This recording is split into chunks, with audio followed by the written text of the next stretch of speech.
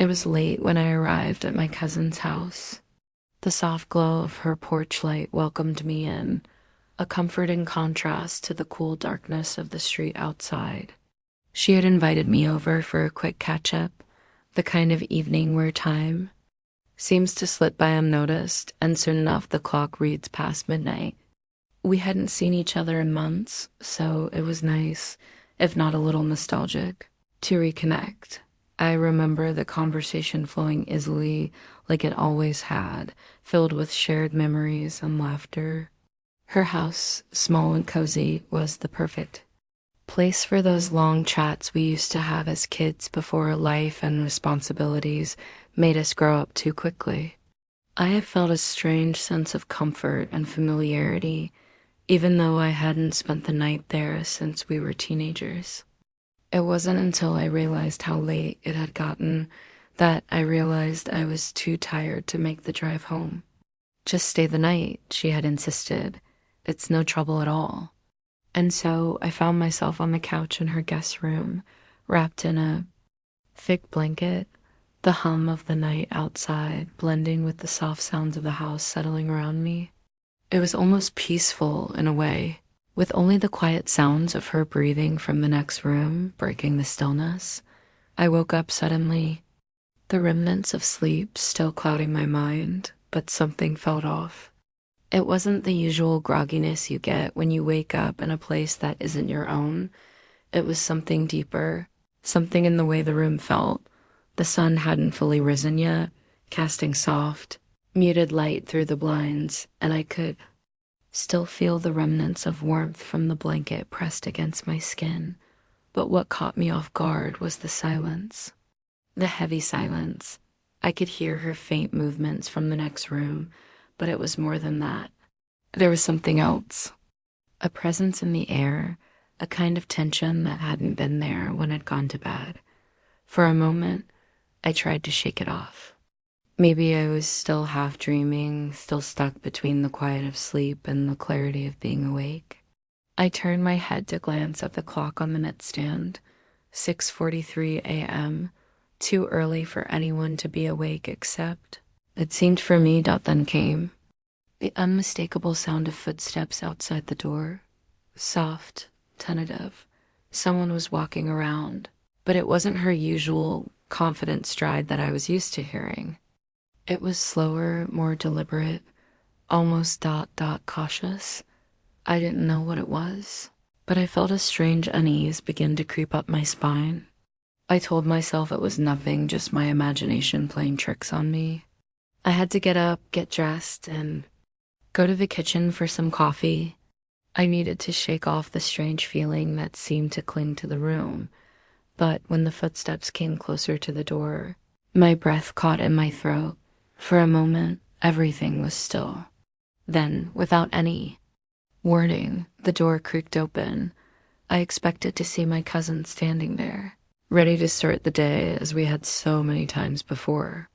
But it wasn't her. It was him. My cousin's brother. The one I'd only met a handful of times, but never quite so intimately. I hadn't expected him to be staying at the house tonight, especially not in the guest room just down the hall. His sudden appearance at my door felt like a shock to my system, and I froze, his eyes locked on mine, wide and unblinking, as if surprised to see me awake. It wasn't the kind of surprise that felt innocent. It was charged, unspoken. The way he looked at me, standing there in the soft light of the morning, made my pulse quicken. There was something in his gaze, something I couldn't quite place. That made my stomach tighten.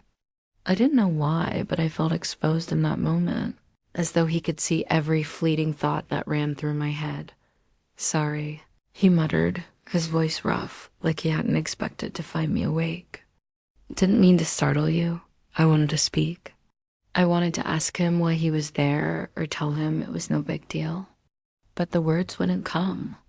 I could only watch as he stood there, framed in the doorway, with that look on his face, his jaw clenched, his expression unreadable. "I was just checking if you needed anything," he added after a long pause, but his words hung in the air like they didn't belong.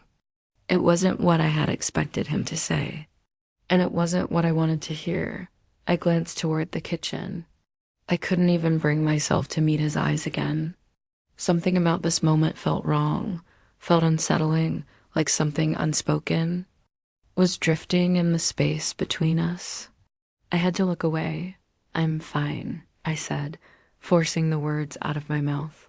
I just ... I thought it was still early. He nodded, but there was still that strange intensity in his eyes, a quiet tension. Neither of us moved. Neither of us spoke for what felt like an eternity. Finally, he broke the silence. "Well, if you need anything, I'll be in the kitchen." "I'll make coffee," he said, almost as if the offer was an afterthought. His words were casual, but there was an edge to them that felt out of place. It was the way he said it, like he wasn't sure if he should stay or go, like he was waiting for me to tell him what to do, that the moment stretched on, lingering in the quiet of the room. But finally, without another word, he stepped back and closed the door softly behind him. The soft click of the door locking behind him echoed in my mind, leaving me alone again with my thoughts. I stared at the door for a long time, my mind racing with questions I didn't have answers to. What had just happened? What was that look? Why had it felt so ... strange? I shook my head, trying to rid myself of the thoughts. It was just a moment, just a brief, fleeting encounter. But I couldn't shake the feeling that something had shifted in that instant, something I wasn't prepared for. And as I lay back down, staring at the ceiling, I couldn't help but wonder what was going to happen next. After the door had closed softly behind him, I found myself lying in the dim morning light, staring at the ceiling. The faint sound of footsteps retreating down the hall still echoed in my mind, but I didn't move. I didn't even want to look. At the clock again. Time had already begun to feel like it was moving too quickly, yet too slowly at the same time. The room seemed heavier now, as though the air itself was thick with unspoken words. My cousin's brother, Evan, had always been just that, a distant, almost forgotten figure in the background of our family gatherings. We'd exchanged pleasantries over the years, nothing more than small talk. His presence had never felt anything other than familiar, neutral, distant. But this morning was different. I could still feel the imprint of his gaze on me, like a weight I couldn't quite shake off. The way he looked at me, the way his voice sounded, there was something there.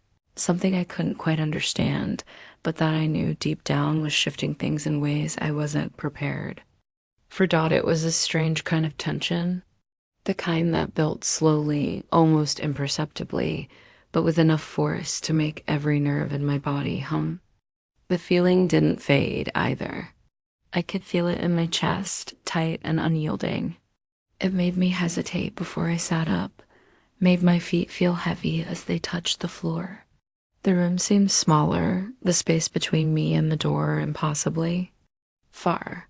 I tried to tell myself it was nothing, that I was overthinking things, that I probably just misread the situation. But the more I thought about it, the more my heart seemed to race. What was that look?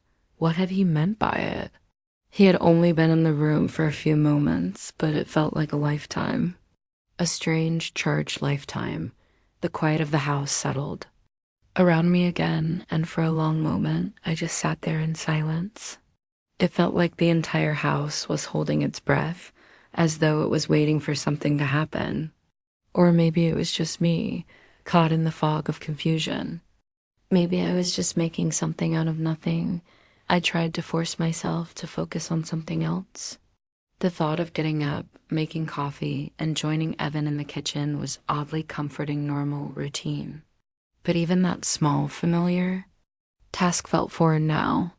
I could already picture him in there, moving around the kitchen with his usual quiet ease. But this time, I couldn't shake the feeling that he wasn't the same Evan I'd known. I couldn't explain it, but I felt like something had changed, something that I had no control over, something that I couldn't just ignore.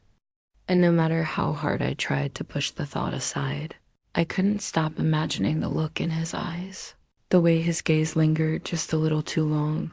A small part of me wanted to stay in that room, safe and hidden, away from the uncertainty that seemed to cling to the air. But I couldn't stay in bed forever. I couldn't pretend that I wasn't feeling the pull of that strange energy, that strange shift in the way things were now. The feeling that I was standing on the edge of something, not sure if I was ready to jump or not.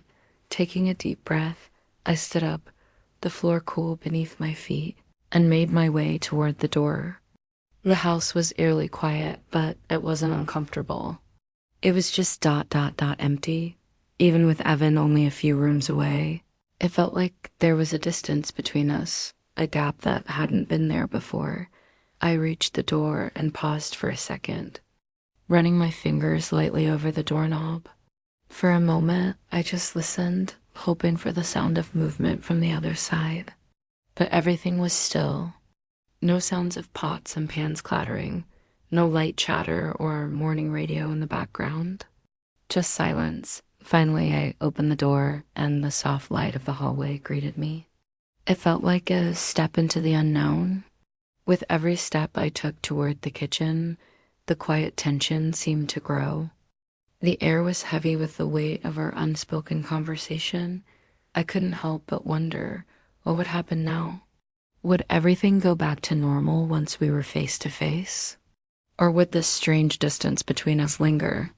I rounded the corner and saw him standing there by the counter, his back to me as he poured coffee into 2 mugs. The smell of fresh coffee filled the air, rich and warm, grounding me. But even that comforting scent didn't ease the strange tightness in my chest. He turned when he heard me enter, and for a brief second, our eyes locked. There was a flicker of something in his expression and emotion, maybe, or a thought he hadn't quite said out loud. I couldn't tell, but it was there. That same look, that same weight in the air. "Morning," he said, his voice low but not awkward.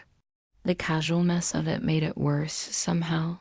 It was as if everything was normal.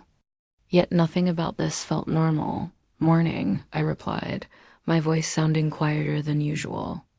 It felt strange, as though the words were slipping through a filter of hesitation and uncertainty.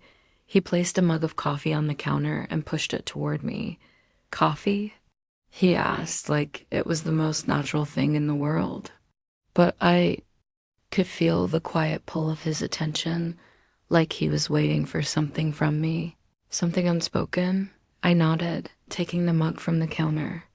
Our fingers brushed, just briefly, but it felt like electricity surged through me at the contact. A simple, accidental touch, but it sent a ripple through my body, and I quickly pulled my hand away. "Thanks," I said, trying to sound normal, trying to push the strange tension away.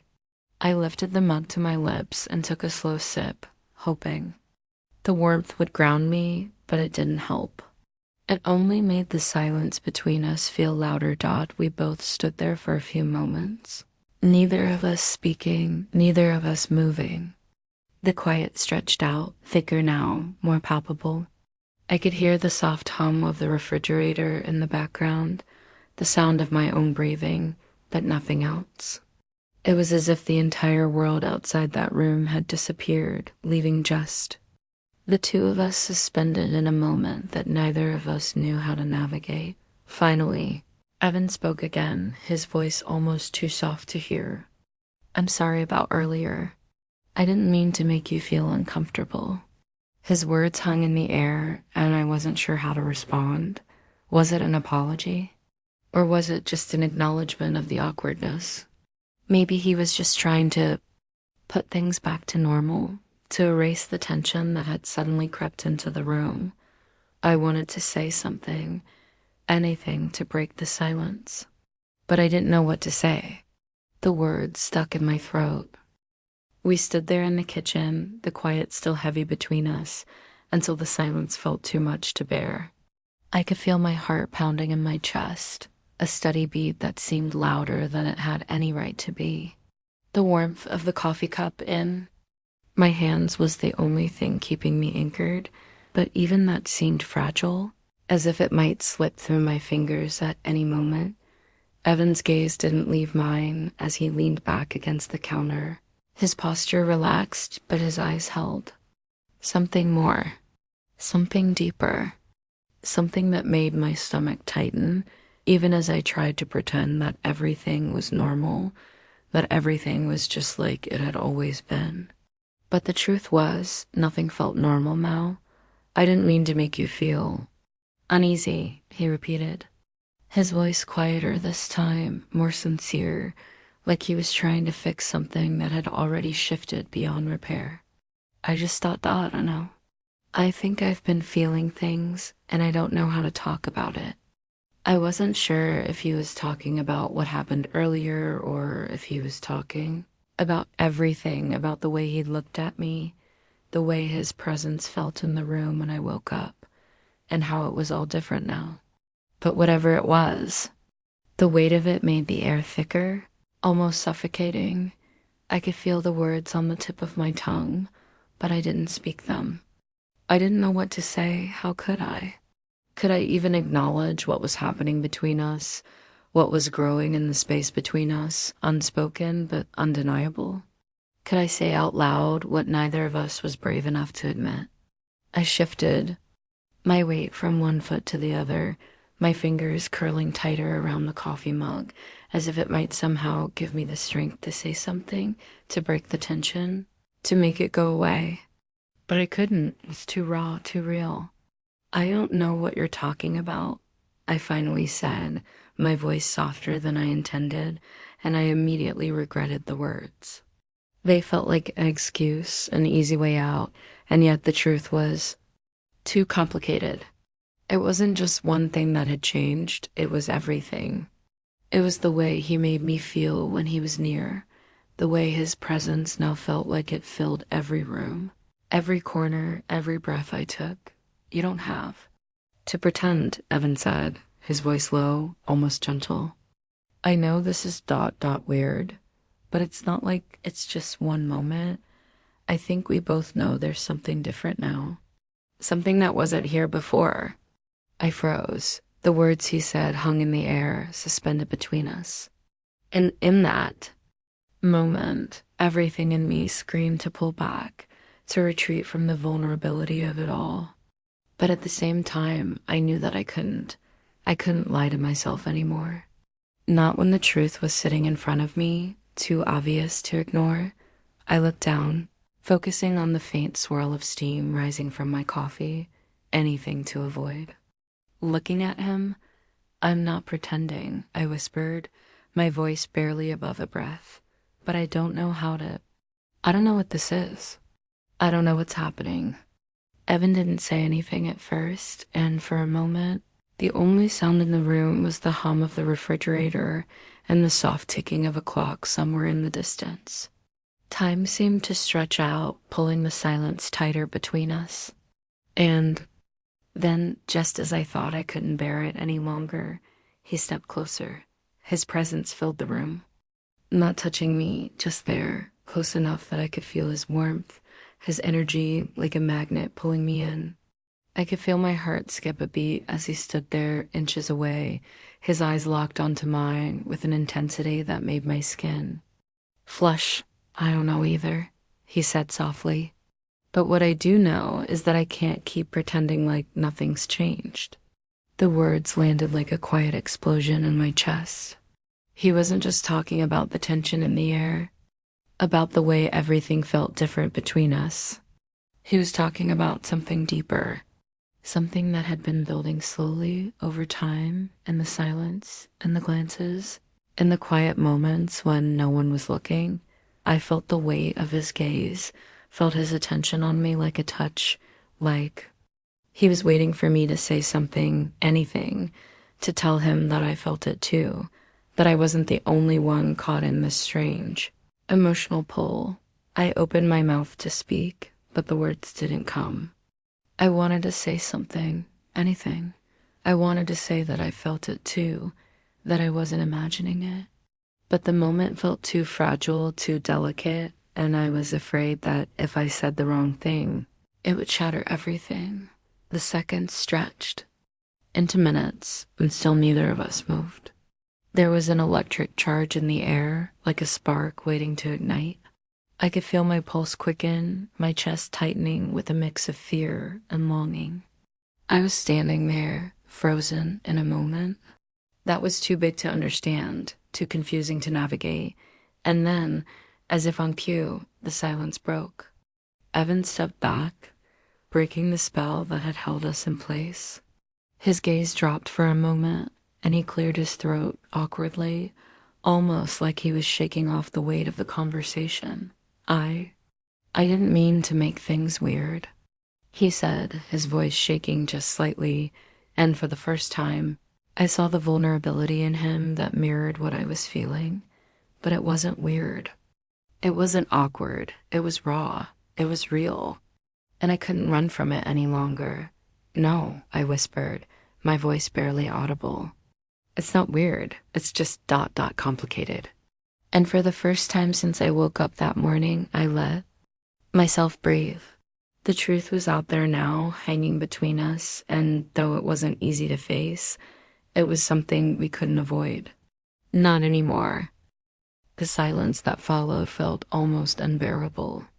My mind was spinning in circles, trying to grasp the weight of everything that had just happened. Evan's words, his confession, however subtle, were still hanging in the air between us, lingering. Like an unspoken promise. I could feel the tension between us, but it was different now, somehow. It wasn't just the awkwardness of what had been said. It was the realization that we were both standing at the edge of something we couldn't unsee or forget. I tried to breathe steadily, that my lungs felt constricted, as if the air was too thick to inhale properly. The room felt smaller now, as if the walls were closing in on me, pushing me closer to the reality of what was happening. My heart was pounding in my chest, each beat echoing in my ears as I struggled to keep my thoughts from spiraling. Evan, on the other hand, seemed to have recovered faster than I had. He pulled back slightly, the tension in his shoulders easing, as he gave me a small, awkward smile.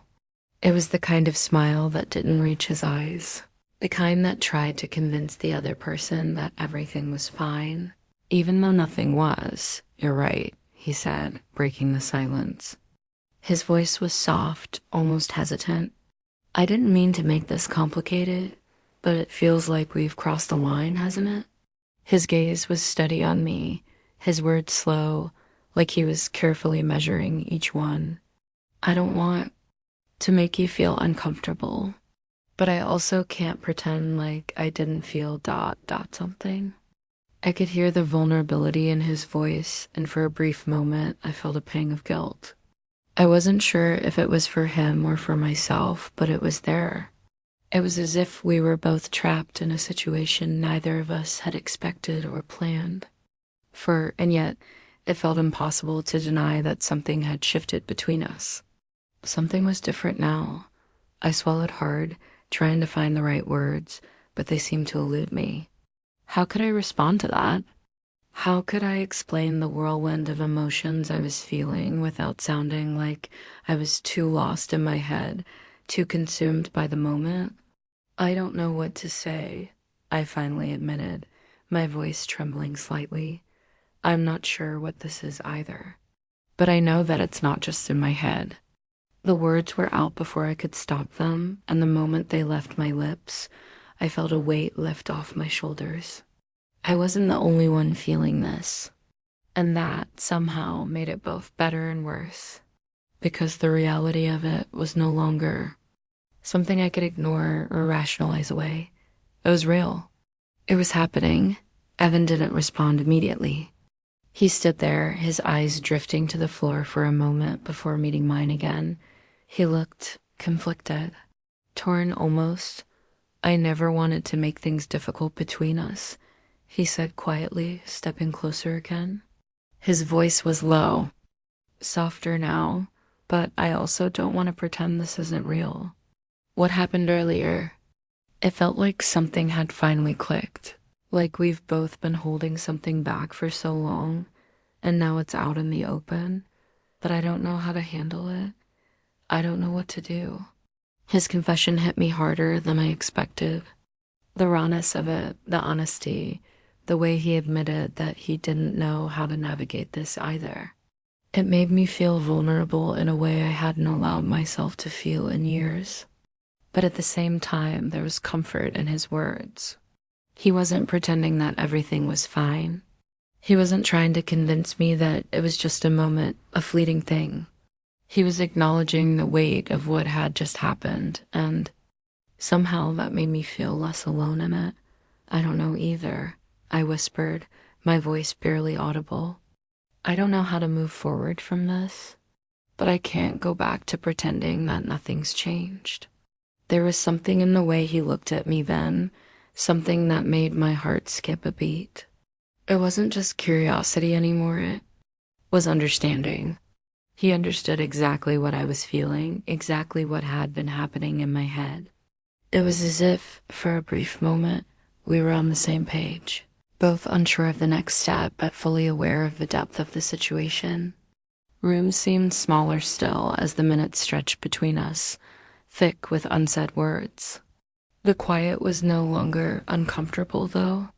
It was heavy, weighted with everything we hadn't dared to say aloud until now. I'm not asking for anything. You know, Evan said softly, his voice breaking the silence again. I just want you to know that I'm here. If you need to talk, or if you just need someone to listen, I'll be here. I won't push you into anything. But I also don't want you to feel like you have to keep pretending that everything is fine, that this isn't happening. The sincerity in his words left me speechless. It was rare to hear someone be so open, so vulnerable, especially in a situation like this. And even though it was frightening, it also made me feel like I wasn't alone in this. We were both trying to figure this out together, even if it meant stepping into uncertain territory. I nodded slowly, unable to find the words to respond. There was so much I wanted to say, so much I needed to express. But for now, just the acknowledgement that we were both in this strange place was enough. I don't know where we go from here, I said finally, my voice steadying as I spoke. But I do know that I don't want to hide from this. I don't want to pretend it didn't happen. Evan gave me a small, relieved smile, and it was then that I realized just how much we had both been holding back, how much we had both been afraid to confront. But now, here we were, facing something that couldn't be ignored anymore. Something that had been building quietly under the surface until it finally erupted in a way neither of us had anticipated. I'm glad you said that, he replied, his voice softer now, more at ease. I'm not sure what happens next, but I'm willing to figure it out together. And just like that, the air between us shifted again. It wasn't perfect, but it was real. And for the first time in a long while, I felt like we were both in the same place, neither of us sure of what the future held, but both willing to take the next step, whatever it might be.